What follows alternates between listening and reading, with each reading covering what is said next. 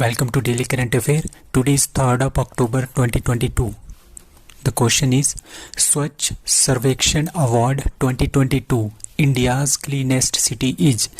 तो स्वच्छ सर्वेक्षण अवार्ड 2022 जो है वो नॉमिनेट किए गए हैं। इंडिया की सबसे जो क्लीनेस्ट सिटी है उसमें कौन सी है? That is Indore. तो पिछले 6 सालों से कंटिन्यू कौन जीत रहा है?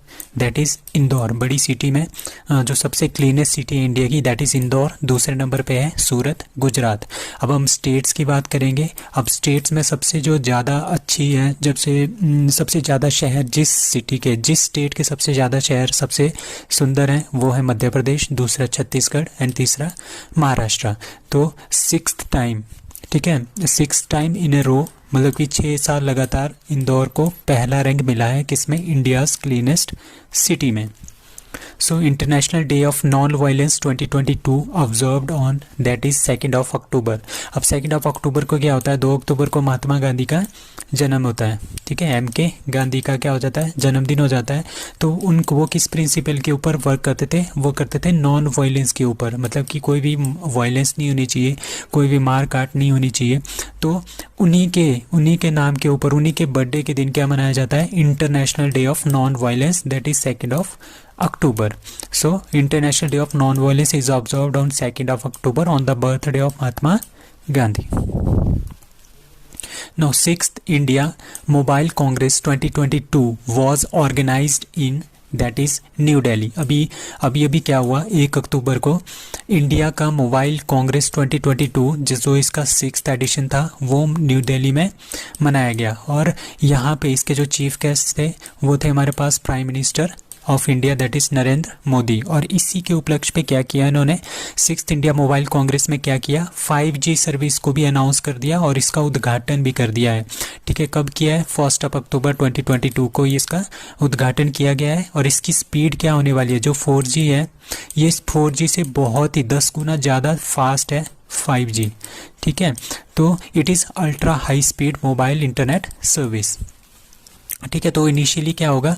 इनिशियली ये 13 सिटीज़, पूरे इंडिया की 13 सिटी जो बड़ी बड़ी सिटीज़ हैं इंडिया की, वहाँ पे इसको लॉन्च किया जाएगा। Like Delhi, Bengaluru, Mumbai, Chennai, Ahmedabad, Chandigarh, Gandhinagar, Hyderabad, Kolkata, Lucknow, Pune, Jamnagar and Gurugram. तो इन सिटीज़ में हमारे पास सबसे पहले 5G आएगा। यहाँ पे देखेंगे कि किस तरह से ये वर्क करेगा।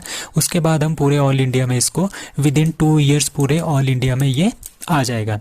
So it is twice faster, मतलब कि 2 गुना फास्टर है ये 4G से, ठीक है। और ये 1000 Mbps, मतलब कि 1000 MB हम कितने 1 सेकंड में इसको ट्रांसफ़र कर सकते हैं। सो इसकी मैक्सिमम स्पीड 1000 Mbps है। Who won the change maker award at the UN SDG action award? That is Srishti Bakshi. जो हमारे पास सृष्टि बख्शी है उनको क्या मिला है?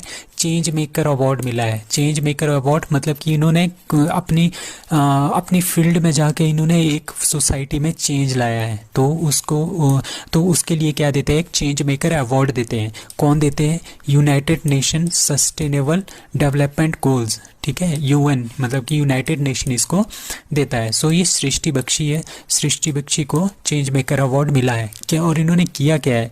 जो ये है साक्षी बख्शी, ये एक्टिविस्ट है। कहाँ की? इंडिया की एक एक्टिविस्ट है, ठीक है। सृष्टि बख्शी जिनको कि क्या मिला है? Change maker award. किसने दिया है? UN SDG, UN United nation sustainable development goal action award ने इसको दिया है। और ये कहाँ पे हुआ था? बॉन में। बॉन कहाँ पे है? That is in Germany. तो इनको ये दिया क्यों है? क्योंकि इन्होंने बहुत सारे एफर्ट किए हैं सृष्टि बख्शी जी ने टू रेज द अवेयरनेस फैलाने में। किसके रिगार्डिंग? जेंडर बेस्ड वायलेंस के रिगार्डिंग और इनइक्वालिटी के रिगार्डिंग। जिस तरह से हमारे पास मेल और फीमेल होते हैं, ठीक है, तो हमारी सोसाइटी में क्या होता है? मेल को कुछ ज़्यादा प्रिविलेज होते हैं और फीमेल को कुछ कम प्रिविलेज होते हैं, मतलब कि इनको इक्वल माना नहीं जाता है, ठीक है। इसकी वजह से क्या हुआ? इन्होंने क्या किया? बहुत सारे एफर्ट किए सृष्टि बख्शी जी ने, ताकि मेल और फीमेल दोनों को इक्वल रखें, इक्वल उसमें देखें, ठीक है, वायलेंस ना हो, इनइक्वालिटी ना हो, ठीक है। तो इसके लिए उन्होंने काफ़ी ज़्यादा एफर्ट किया है। तो Srishti Bakshi was the founder of किसकी, क्रॉस बो माइल्स मूवमेंट, ठीक है। क्रॉस बो माइल्स मूवमेंट कुछ टाइम पहले इंडिया में स्टार्ट हुआ था। तो उन्होंने क्या किया था, पैदल मार्च स्टार्ट किया था, कहाँ से, कश्मीर से कन्याकुमारी तक, मतलब कि कन्याकुमारी से कश्मीर तक इन्होंने पैदल मार्च किया था। कितना, 3800 किलोमीटर्स थ्रू 12 इंडियन स्टेट्स के थ्रू। तो चेंज मेकर जो अवार्ड है यूएनएसडीजी का, वो मिला है सृष्टि बख्शी को, किस लिए, for raising the awareness of gender based violence and inequality.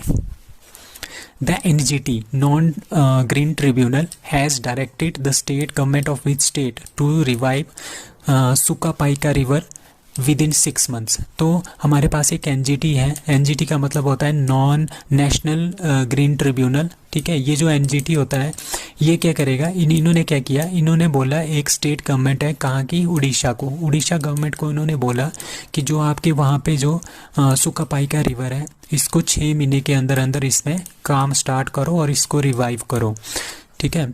क्योंकि जो ये सुकापाइका रिवर है, ड्यू टू क्लाइमेट चेंज और ह्यूमन एक्टिविटीज़ की वजह से ये बिल्कुल ही विलुप्त हो गई है, ठीक है। तो ये क्या है, ये डिस्ट्रीब्यूटरी ऑफ महानदी है।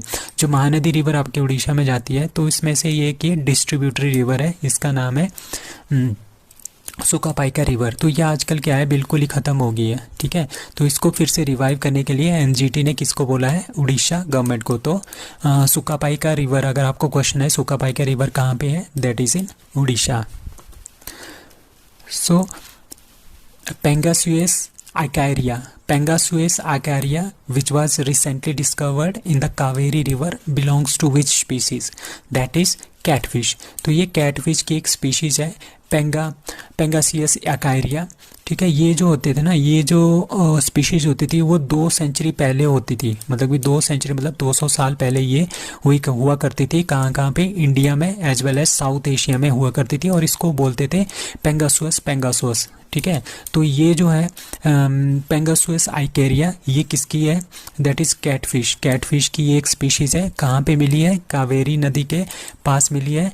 कावेरी नदी के पास जो मेट्योर डैम है उस पे मिली है, इसका नाम है पेंगासुएस आइकेरिया। और जो मेट्योर डैम है वो कहाँ पे है, तमिलनाडु में, on the river Kaveri. So recently India signs deal with which country for export of missile weapon and systems, ठीक है, that is अर्मेनिया। तो इंडिया ने क्या किया है, अर्मेनिया के साथ एक डील साइन की है, जिसके अकॉर्डिंगली क्या करेगा, इंडिया के पास जो अपने वेपन्स है वो बेचेगा अर्मेनिया को, ठीक है। और ये डील कितने की है, 250 मिलियन US डॉलर की ये डील है, ठीक है। इसमें क्या क्या एक्सपोर्ट करेगा, मिसाइल्स वगैरह इंडिया एक्सपोर्ट करेगा, इंडिया बेचेगा अर्मेनिया को, रॉकेट्स भी बेचेगा, कुछ एम्यूनिशंस भी बेचेगा, किसको, अमेरिका को, अर्मेनिया को, इंडिया बेचेगा अर्मेनिया को। अब अर्मेनिया इसको क्यों ले रहा है, अर्मेनिया इसलिए ले रहा है, ये वाली फ़ोटो देखो, तो यहाँ पे अर्मेनिया जो है ना, जो अर्मेनिया है, अर्मेनिया की जो बाउंड्री है, बहुत बड़ी बाउंड्री किसके साथ लग रही है, अजरबैजान के साथ लग रही है। तो जाहिर सी बात है कि अर्मेनिया और अजरबैजान के बीच में बाउंड्री डिस्प्यूट बहुत ज़्यादा है, जिसके चलते इनको अब क्या चाहिए, कुछ एम्यूनिशन चाहिए, कुछ वेपन्स चाहिए। तो इंडिया से इन्होंने डील कर ली है, ठीक है। India is going to export, कौन, Pinaka multi barrel rocket launcher, ठीक है। Pinaka multi barrel rocket launcher जो है इंडिया अर्मेनिया को बेचेगा, ठीक है। और ये डिज़ाइन किसने किया है, DRDO ने। और इंडिया ने 2020 में स्वाति जो रेडार है ना, इंडिया के जो स्वाति रेडार है, वो अर्मेनिया को पहले ही बेच दिया है 2020 में, कितने, 350 करोड़ रुपीस में, ठीक है। President of Armenia that is Vahagn Khachaturyan, और capital of Armenia that is Yerevan. So Ambedkar a life is a book authored by that is Shashi Tharoor. तो शशि थरूर ने एक बायोग्राफी लिखी है, किसकी लाइफ के ऊपर, अम्बेडकर की लाइफ के ऊपर। मतलब कि अम्बेडकर ने अपनी लाइफ में कितनी सारी डिफ़िकल्टीज सहन की है, उसके बाद उनको वो जो फेम है आज मिला हुआ है, उनकी जो लिगेसी है आज मिली हुई है, तो उन्होंने इसके पीछे कितना स्ट्रगल किया है, तो इसके बारे में बताया है अम्बेडकर एक लाइफ बुक में। ये किसने ऑथर की है, शशि थरूर ने। It is a biography of Bhimrao Ambedkar, और ये किसने पब्लिश की है, अलिफ बुक कंपनी में इसको पब्लिश किया है। So that's all for today, thank you.